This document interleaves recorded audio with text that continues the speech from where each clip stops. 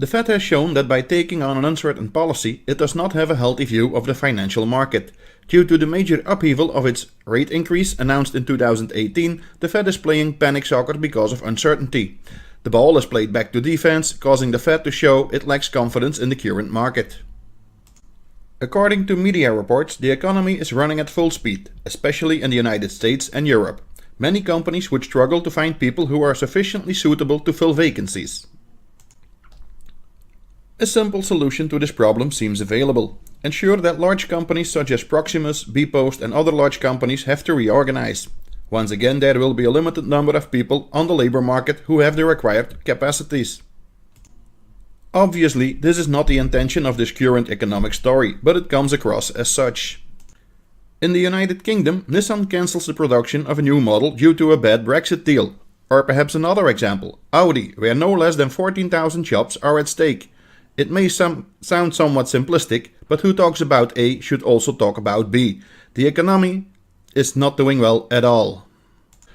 If things went well with the economy, the Fed would not change policy with the wind and suddenly lower or stabilize interest rates again. Companies such as Audi, Nissan, Proximus, bpost and many others would not have been forced to reorganize.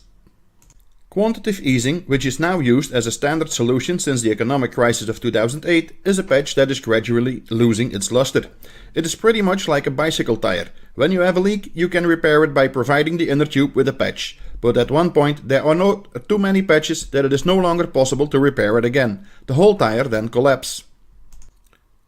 The same is waiting for us with the current monetary policy. The Fed will drop interest rates again to absorb economic shocks. The European Central Bank, on the other hand, announced at the end of 2018 that it would raise interest rates somewhere in the end of the third quarter or in the fourth quarter of 2019.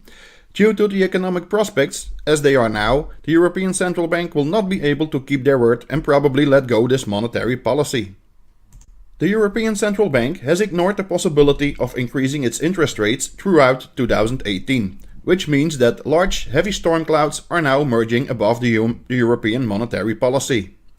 If the European Central Bank now should have plans to lower interest rates, it would be detrimental for small and medium-sized companies. Savers, who now almost have no return on their saving accounts, would be milked out even further. Quantitative easing is also dangerous for multinationals. AB InBev and Greenyard have massively loaned cheap money to realize business growth through acquisitions. Due to increasing of interest rates and a slowdown in growth in the emerging markets, the borrowed dollars suddenly became a lot more expensive. AB InBev came into trouble and its dividend return became under pressure.